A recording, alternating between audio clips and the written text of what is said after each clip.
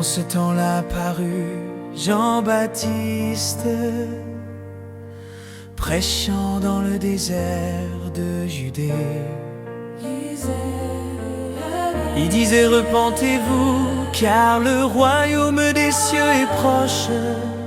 Jean est celui qui avait été annoncé par Ésaïe, le prophète, lorsqu'il dit: c'est ici la voix de celui qui crie dans le désert, préparez le chemin du Seigneur, aplanissez ses sentiers.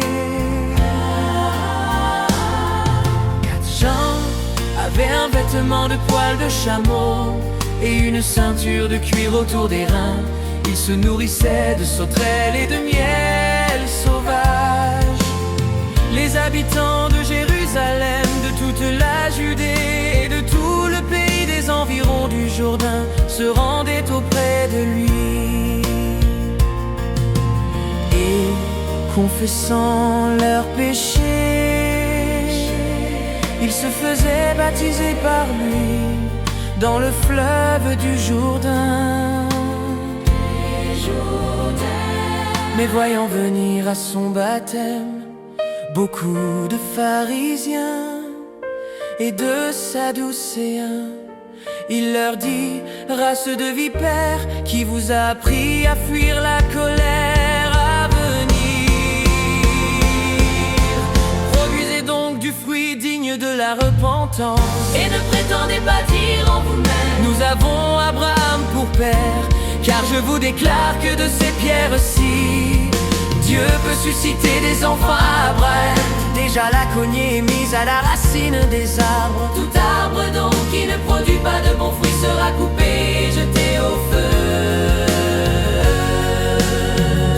Moi, je vous baptise d'eau pour vous amener à la repentance. Mais celui qui vient après moi est plus puissant que moi. Et je ne suis pas digne de porter ses souliers. Lui, il vous baptisera du Saint-Esprit et de feu. Il a son van à la main, il nettoiera son air et il amassera son blé dans le grenier. Mais il brûlera la paille dans un feu qui ne s'éteint point. Alors Jésus vint de la Galilée au Jourdain vers Jean, pour être baptisé par lui. Mais Jean s'y opposait en disant: c'est moi qui ai besoin d'être baptisé par toi, et tu viens à moi. Car Jésus lui répondit: laisse faire maintenant, car il est convenable que nous accomplissions ainsi tout ce qui est juste. Et Jean ne lui résista plus. Dès que Jésus eut été baptisé, il sortit de l'eau, et voici, les cieux s'ouvrirent, et il vit l'Esprit de Dieu descendre comme une colombe et venir sur lui.